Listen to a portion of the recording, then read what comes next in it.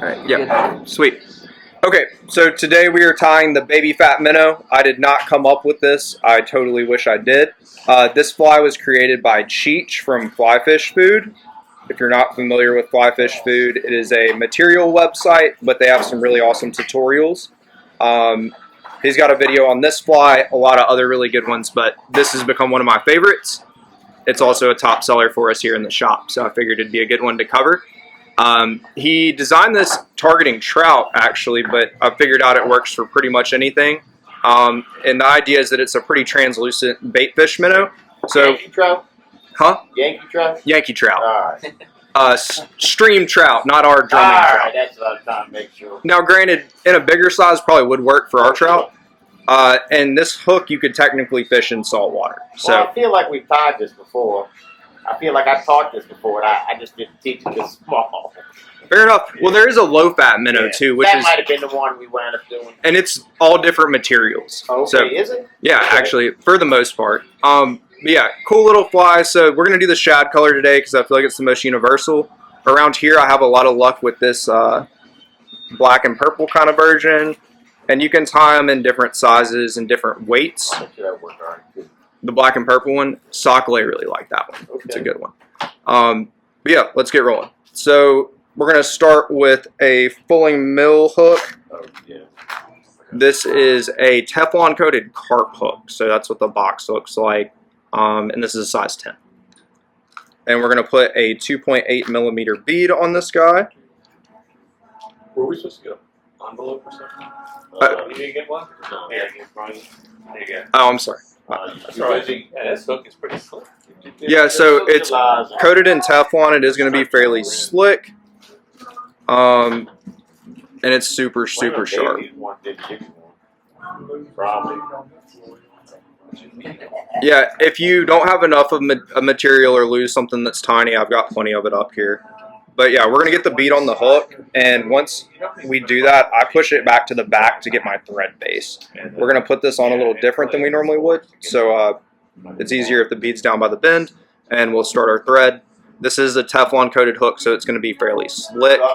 So it doesn't matter probably that this is a gold bead though, huh? The color of the bead doesn't particularly matter unless you want to get crazy with it and use like a hot spot. Right. So on like this guy, I used a pink bead as like a gill, and I do different colors to kind of tell me what weight the bead is. So on this pink one, it's a little heavier, and I use those to fish current. In still water, I like the 2.8. It's a little bit lighter. I'm about to say, color coded by weight too. That's how I do it, but it can work as a hot spot. You can get some like tungsten beads on Amazon that come in a bunch of different colors and experiment with it. But yeah, once we're gonna get that thread base, and then we're gonna work back up to about the middle of our hook shank or right at that point. So ultimately with this fly, we're gonna have eyes in front of that bead. So we want to give ourselves enough room to put that eye on the hook shank. So we'll get that bead kind of in the middle, do a wrap across it, holding it in place. And then if you take like 2 or 3 wraps behind, you can come back over. And we're just going to continue to do that until that bead is secure in about the middle of our hook. So you go in the front and back. You're locking the bead's going to stay there. It's going to stay there. Right where the barb should be, I guess. Yeah, or more the hook point. I went a little far back on this one, but it's not going to hurt it. We just want to make sure we have enough room for those eyes up in front and the head we're going to build. Yeah, get that bead locked in.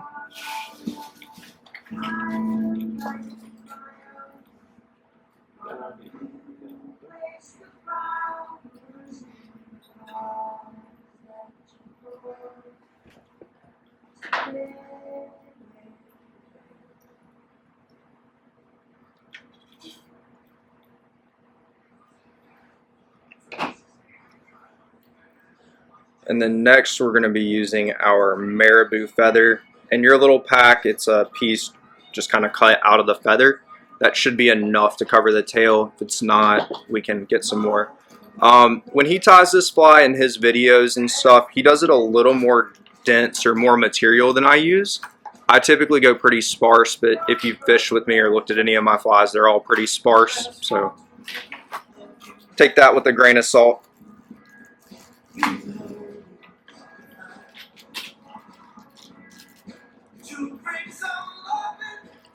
So I missed that. We just take the whole bit of material, or We're at the marabou feather right now. We're about to put that on. You should have a little cross section. oh, it's in the bag. Okay. Yeah, there's like dubbing and a marabou feather in the bag, and then the other kind of dubbing is in a container. Oh yeah, I can't grab that. Connor, you're killing me. Well, if you can't find your dubbing when we get to that, I got plenty up here. We can make it easy. But yeah, with this marabou feather, we're not going to use a ton of it. We're going to have a pretty sparse tail here. So I know it's kind of hard to tell in the camera. That looks like a lot, but once I tie it in, it's going to be pretty sparse. Let's say like, I don't know, 15 little fibers or so. So we take like just one side of it, maybe. Yeah, probably. I can't remember exactly how big I cut them. I did it a couple days ago. But yeah, we're really just using the tip, so it's going to be pretty sparse. And we're going to lay this on top of our hook and measure. I'm looking for about the length of our hook shank, maybe a little bit longer. And we're going to tie that in. And it's easier if you give yourself like a pinch wrap here. You can keep the material on top of the hook and run your thread in between your fingers. Come down. That keeps it from spinning around the hook when you put pressure. So we can cinch that bead down and just get it, or I'm sorry, that marabou down. Just get a couple wraps, pulling up at a 45-degree angle from the hook. That'll keep everything up top. And then we can take our excess feather off.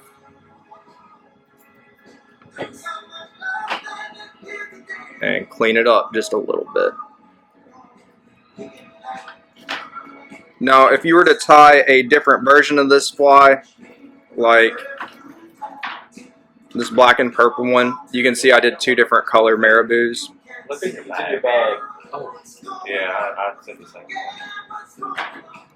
But yeah, you can stack as many colors here as you want for different patterns or different minnows. Oh yeah, there's all kinds of stuff. Yeah, it's also, yes. Some other stuff in there. Like, I mean, yeah, the dubbing is so light. I thought there was nothing in the clear plastic either. I had to hold it up in the light. Yeah, and it's 2 different color dubbings, which makes it, yeah. I don't know if I'll be able to tell. No, It really isn't going to matter. So you only use half of Yeah, this one with white, marabou? one kind of gray with some flash in it. Yeah, half's probably going to be good. It's kind of hard to portion out marabou and keep it on the stem, so that's just how I did it.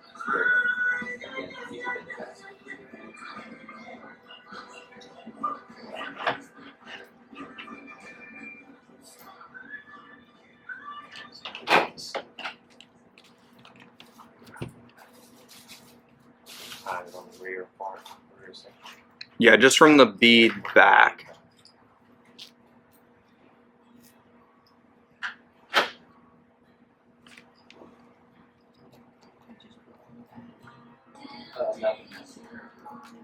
And you can use like chickaboo or whatever you really want as a tail material. I've tried it with a bunch of different stuff. I just like marabou, it works.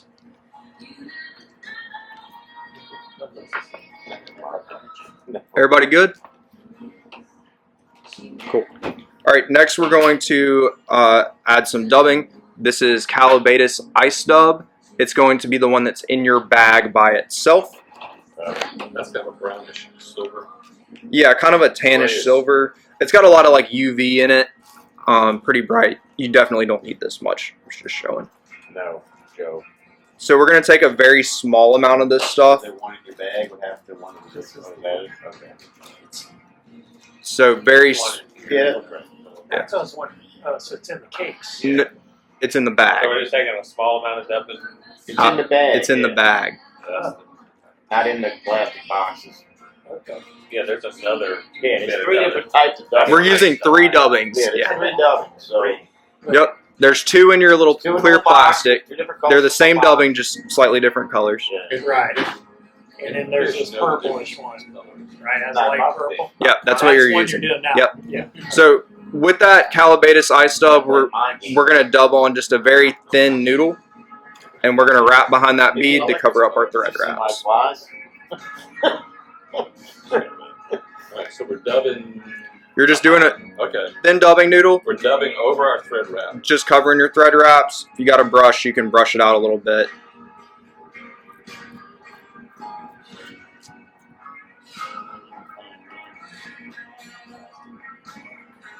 Drop it on the floor. Ain't happening. If you need dubbing, I have plenty. So Connor's sorry, we're just dubbing to the back of the feet. Yeah, you're just covering your thread wraps. It doesn't have to be perfect. You'll just have a little gap there if you don't do this. We're going to use this dubbing again in just a second too. Well, that has nothing to do with the times, to do with the eyeballs. Yeah, but it has to do with the fact you guys do these things again and again. Yes, we do. That's what happens when you can't see. And that's fine. I'm just telling you, that's why I do.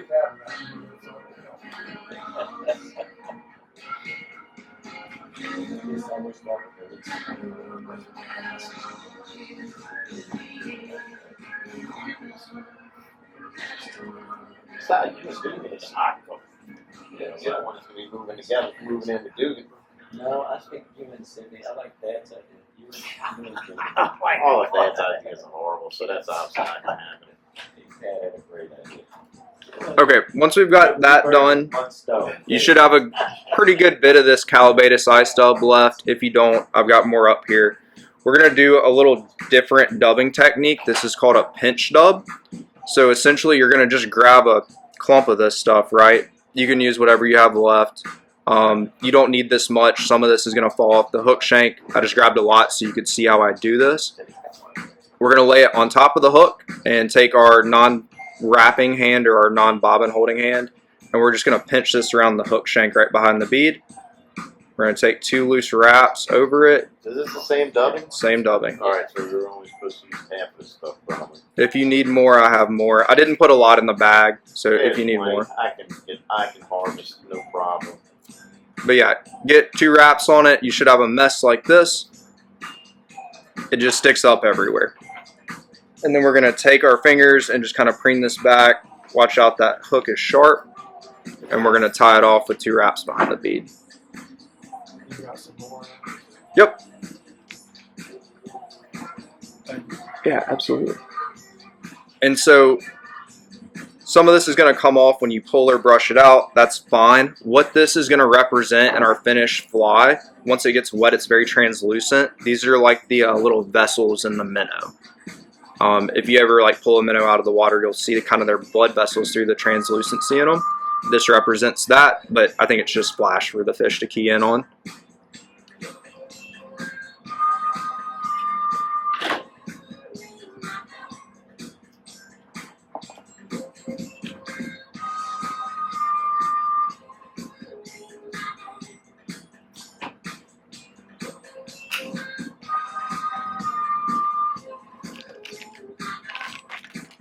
Okay.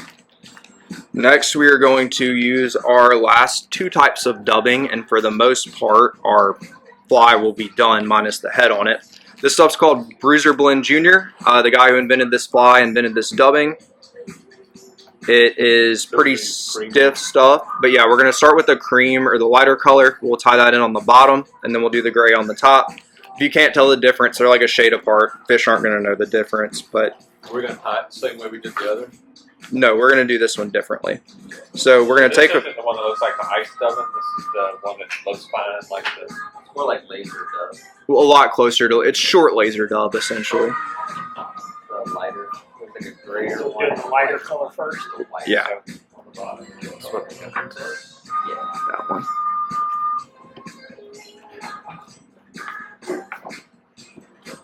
And with this stuff, it kind of sticks to itself, so I like to take it and pull it apart, restack it in my fingers, and get the fibers going the same direction. What that'll look like.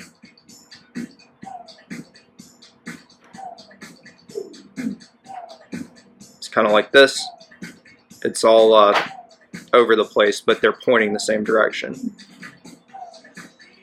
And we're going to tie this lighter color in on the bottom. If you have a rotary vise, probably time to flip. If you don't, you can just pull the fly out, flip them over. And we're going to tie this with our shorter end, maybe like 30% pointing back towards the hook point, like this. and we'll have the majority of it sticking out front. And we can utilize that pinch wrap technique again, capture that right in front of the bead, get a couple good wraps on it.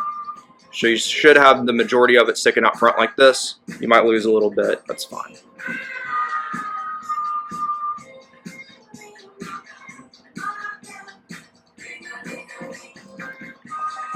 And then we can invert our fly back to the correct orientation. This you're tying in front of the bead or behind? In front of the bead. We've moved to in front of the bead.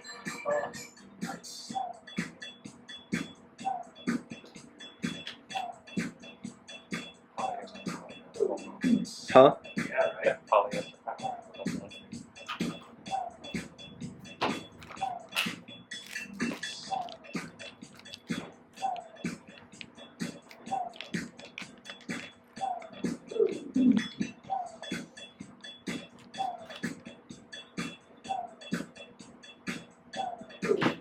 And we're gonna fold this back and Not yet. okay. We're going to do them at the same time. Yeah, let's not do it at the same time. It creates a better head. Yeah, makes it. It makes it even, and it makes it easier to put the eyes on, which is the worst part of this fly. Okay, we're going to take the gray dubbing that's the same stuff, Blue Zebrin Jr. This is hollow gray is what they call it. And we're going to do the same thing. I use a little bit bigger clump on this side, but get the fibers pointing relatively the same way. Yeah. We're going to still be in front of the bead, and we're going to do the same kind of thing where we take about 30–40% and stick it going backwards and the rest going forwards. Different color, guys. You flipped your vice. Yeah, we're back to the correct orientation. Okay. Um, Going back. yeah, Got it. and we'll do a pinch wrap the same way. Yep. And the reason I do the two colors more so for the look of it is it's a lot easier to keep these two dubbing clumps separated when they're two different colors. Does that make any sense? Yeah. If it's all black, like on that black fly, you end up with a mess sometimes because you can't keep them separated. But with the two colors, it makes it a little easier to see.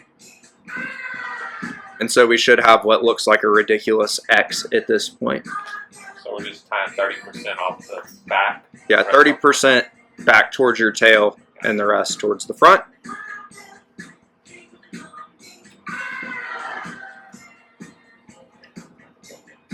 Yeah, now Yeah, I didn't I have put it. it in the box. Yeah. Yeah, it's kind of crazy, isn't it? Like when they're sitting next to each other like that. You got to get them like I might tight. have used that other one, didn't realize I did, but now I can tell the difference between these two. So, nice. Okay, and so like you would kind of expect at this point, we're going to take our top section and fold it back.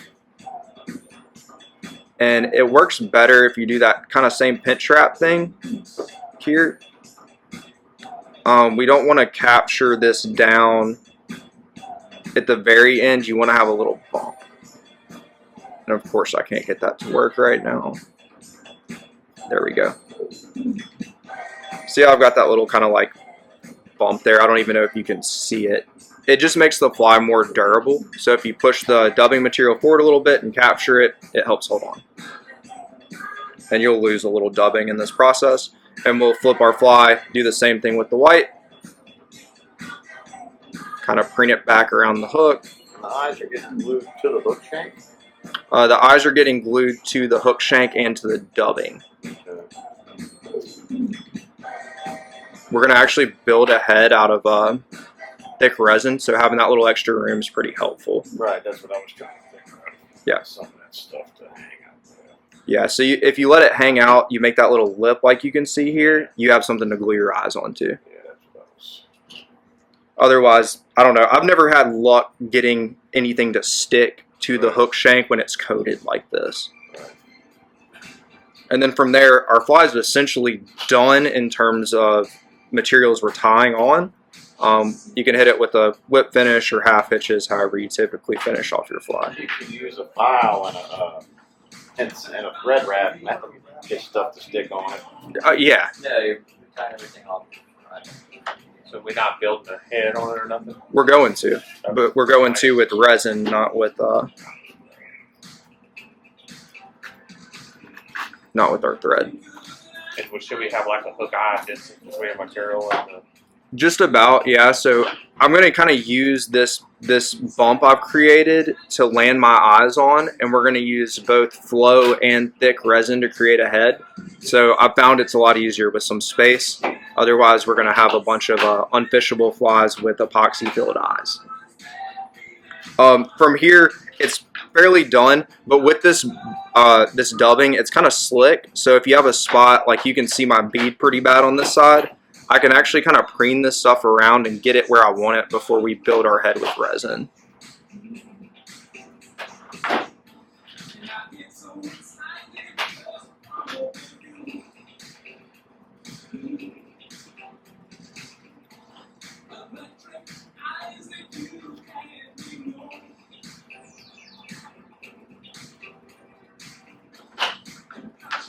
And at this stage, if you're an artist or really like realistic stuff, you can go through and add a little depth to the fly.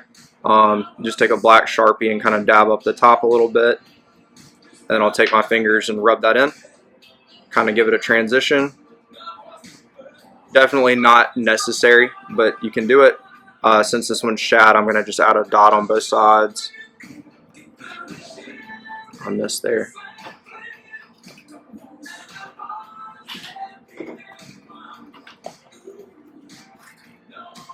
But the Sharpie is optional. Now, if you don't want to deal with the tiny little eyes and you don't want to build a resin head, by all means, use some head cement. The fly is done and fishable. I've caught tons of fish on the fly just like this, but if you want it to be a little more realistic and add the eyes, here comes the fun part. I found a flat base with these eyes, or this style eye typically works best. So if you have some forceps that don't have jaws on them, or teeth, I guess, or I'm just using a pair of like hackle pliers, something flat, you can take it and kind of flatten this head you've built in your thread wraps, and it gives you a little more purchase to get those eyes on. It's a little easier. If anybody needs to use this, by all means, come on. Yeah, just something to kind of flatten that edge, so you've got a flat surface for your eyes to stick to, as opposed to trying to like super glue them to a rounded point. Did you attach the eyes before you did the UV? I haven't done anything UV yet. I just stuck a dot on it with Sharpie, just as like a shad dot. So I'm going to try to do this where you can see me well. Probably going to be all hands, but it's putting on tiny eyes. I like to put just a dot of gel super glue on that flat part I made. Yeah. I'm just going to go ahead and stick it on both sides. You have some tiny little eyes. You can set this eye size up if you want to. The original pattern uses these. Sometimes I go smaller, sometimes I go bigger. Just whatever I have on hand. The easy way to take these off of the paper is going to be with a bodkin. Easier said than done. Need my readers? No, I got it. And then you can just transfer straight from the needle onto your super glue dab. Also easier said than done. And we don't need this super glue to hold the eyes for any more than us to build our head. So if it's not staying super perfect, don't worry about it. We're going to put some resin on this that holds it in good. But it should be on the side of the hook shank just like that. And once I've got that eye on, we pretty much covered up our hook shank that was left over. If that makes sense. I'm going to do the same thing on this side.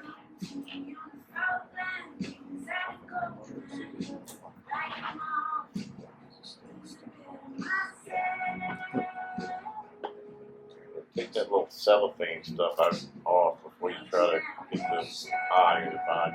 Oh, I tried to get it off of most of them. I'm I'm sorry. just saying, like, otherwise it's getting your way to get size. Once they Try try these.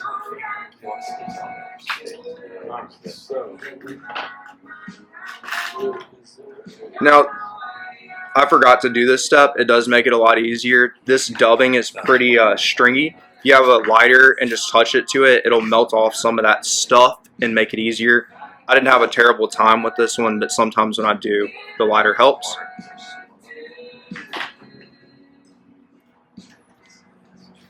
I apologize in advance for the tiny eyes, guys. I think when it's skills like this. It makes putting eyes on like something else that's bigger a lot easier, though, for sure.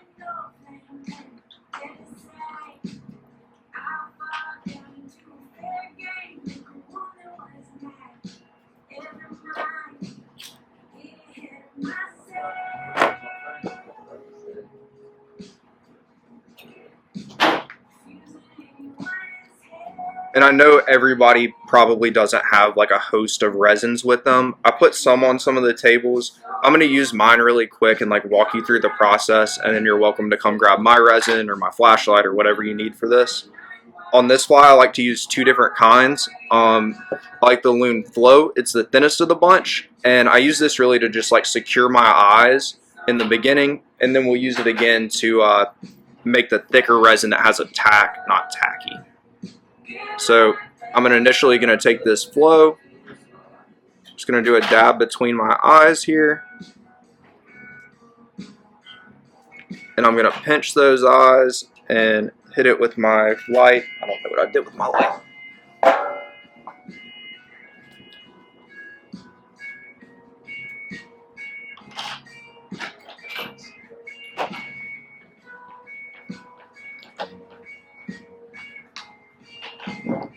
Using that to secure your eyes a little better. Yeah, it's just going to kind of secure our eyes a little better, and essentially that's it for this step of it, at least. Just giving it something to kind of purchase to, so when we put our thin on, they're not, or our thick on, they're not moving around too much. And I'll do the same on the bottom just to kind of fill the gap, get into those thread wraps. The flow is really thin, so it will absorb into your thread that we put on the head and that little dubbing bump, and it gives us sort of a foundation to build the rest of it off of. I just charged that thing for the first time in a year. It's on the side.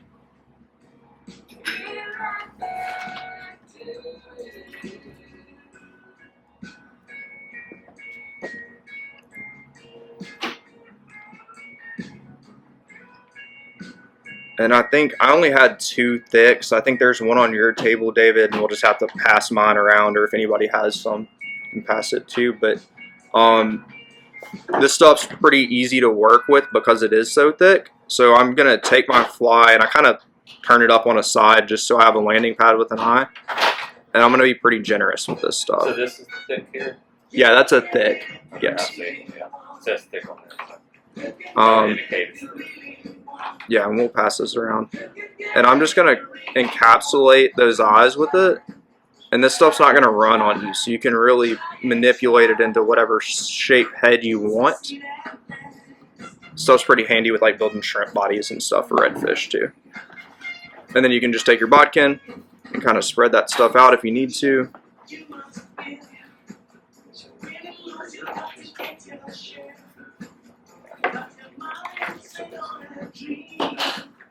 Zap it again.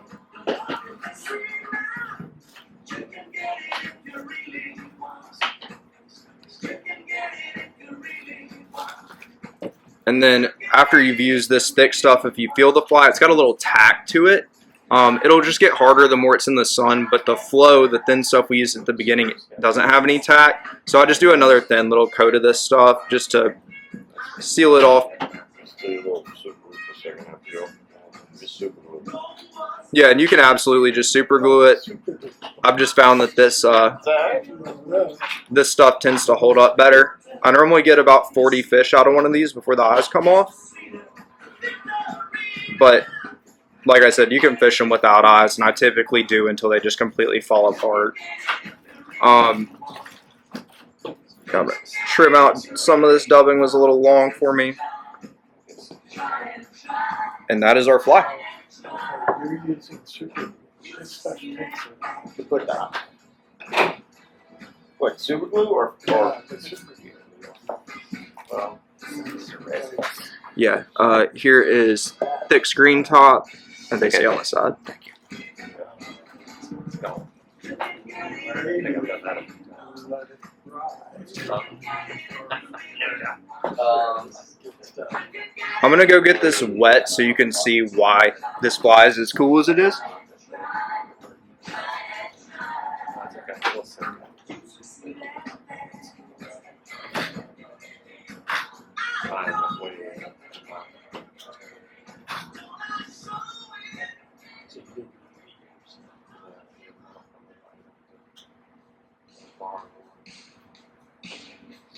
What's the difference between the resin and the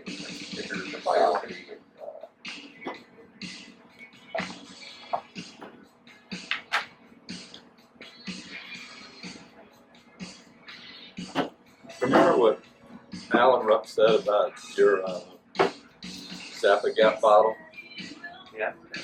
Don't ever close it. Remember, you're so adamant about how you took the applicator out of the bottle.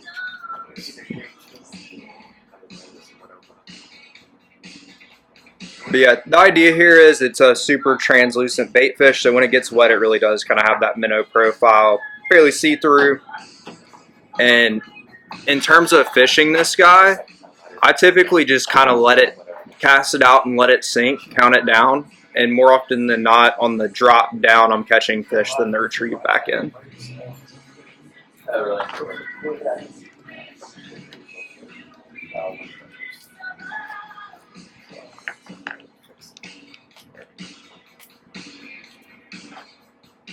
Pretty cool.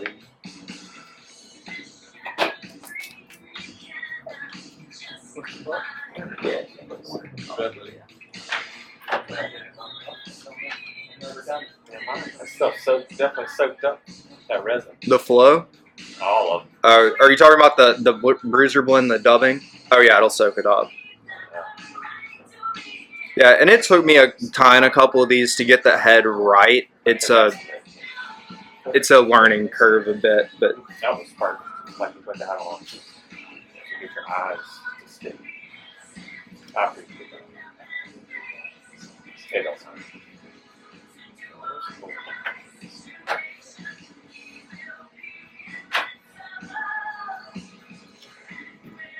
Like a little glass winner. yeah, absolutely. Mine looks like it's soaked. I mean, seriously, yeah. The first couple I tied were like that too, and that's how I figured out you could fish them without eyes and they work fine. And then as I got better at tying them, I Puts like a started. shape on it. I'm saying it's easy enough. If you lose the eyes, you pull the black moths a lot out. Put Yeah, a spot on them. It's not. yeah, absolutely. Yeah, And it's not. And for one that I'm demonstrating to people, like, yeah, I'm going to put the eyes on it. If I'm tying these for me to fish, they're probably getting a Sharpie dot and a quick, thick resin. It's hard to sell somebody flies like that, though. It is. It is. And if you're trying to catch fishermen, they need to be a little more realistic. But if you get... probably pull the stuff off a Q-tip and make the same fly. Probably get pretty close. Yeah, it's very similar. Cool little hack. If you do get resin in your eyes, you can take a piece of marabou and just run it through that eye. Oh, it's like, I was like, what? And, Oh, you mean like the eye of the hook? yeah, in the eye of the hook. Yeah, you can just take a little marabou tuft and run it through that eye, and it'll clean all the resin out, which is pretty sweet. Not in your eye. Or the eyes be glued on. No, yeah, your eyes should be thoroughly coated in resin. As our tying chairman, David, you got to get us the recipe on this, materials. Yeah, I think Sydney's going to draw it up for us before he leaves. Yeah, We already taught this fly. Just look it up in the archive. Okay. or go to flyfishfood.com. Flyfish food. Yeah, and they have tutorials on this fly in like 7 or 8 different colors and a material list and everything. I was gonna make one, but I figured it wasn't worth my time since it was there. Delicate. Sydney. How are you guys? So you said flyfish food or food? Food, Yeah, I know that site. Yeah. So what do we call this again now? Baby Fat Minnow. Baby Fat Minnow. Yep. And he does it in like a baby bass color where he's using green on top. There's a sexy shad one that's got like chartreuse and light blue in it. Yeah. You can really tie it in whatever colors you want. I made up the purple and black one. Does he throw that little tip about getting the UV out of my eye? No, he does not, actually. dubbing just did pull it out. Might come out. Huh? Oh yeah, that looks just like the ones that come out of my bin over there. That's funny. We used a different eyeball. When I was just dying. I would say, I'm pretty sure you have these instructions already. Because I brought I'm almost positive. Well, I know that I bought the bruiser though. So this is the junior, the low fats, Yeah. the full size bruiser. Yeah. I think we tied it. And the difference between the flies, I've tied the low fat before. It doesn't have the bead in it, and I'm pretty impatient, and so like I typically don't do as well with it. But that's my own fault, not the flies. Well, like, I mean, we would tie it as much as a, you know, The as bead something. will bring it down in the water. It does. And so you can adjust the bead size based off of how quickly. When I'm fishing flowing water, I step up to like a 3.2 mil bead, and you can kind of see this one in here. When I'm fishing like ponds and stuff, though, that 2.8 is perfectly fine. And What about if you wanted to have almost neutral buoyancy? no bead, Just no beat. and you'll be very close to neutral. It depends on how much dubbing you put on the head. If you overdo it, maybe, Well, but still you have the dive action. yes, Not a bead weight dive. yeah. And I have caught way more species of fish on this than I care to admit. It's a good one. And that hook is something serious. If you can bend this hook out, I will give you a new fly. Because I've caught like a 7-pound bass on one of these and it held up fine.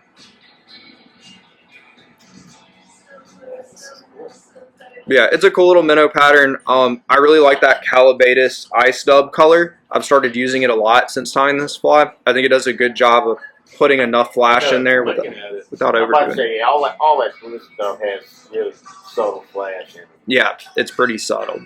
But And looking at it after you wet it, it almost looks like these guys tying with monofilament. yeah, it's like You know, translucent. Yeah. It has that shape and translucent look. And it's really, I mean, if you skip the head part too, it's really an easy fly. And once you get comfortable with the resins, it's not terribly difficult, but it's a good one. I have a lot of confidence in it, and I've even run it as a dropper under a popper bass fishing and caught a few fish that way too. So Well, there's plenty of things you can make the head bigger in order to make the eye. There's lots of things. there's a lot of tweaking available. Yeah, there's a with lot it. of things you can do to make the eyes easier to get on it, for sure. Yeah. And this is one of the Use first. big eyes on it. Yeah, and I like bigger eyes. They're Yeah. easier to tie. I just Yeah. had a bunch of these Yeah, bigger ones. But yeah, it's a cool fly. I really like the hook. Or they I've make had a the lot of little fake the plastic dumbbell eye thing. You could do that. You could also do I've seen a minnow head on them before, and they work. Yeah, You just got to get the small I'm one. sure the Yeah, Skull's probably used to do that. yeah. It's a cool fly. I enjoy it, and it's one of those that I'll like throw anywhere. You know, you Well, really. it's a freaking bait fish. Well, I wouldn't, you know. It's a clear bait Yeah, fish, which is bait cool. fish, you know. But yeah, sweet. It's very realistic the more you look at it, man. Oh yeah. I've got about 10 more kits up here if anybody wants one. Yeah, Yeah, like please. I'd do it. I'll go home and try it again. Oh, this time I get to use a magnifying glass. Yeah, definitely helps. I've been tying a lot of nymphs, so it seems big. I'll take one of your next. Yeah. There should be plenty of there for everybody to have another one. Thank you, buddy. Yeah, no. Thank you, sir.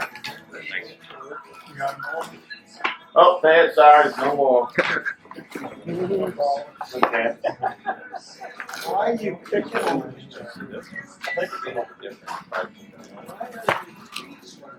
They're all the exact same.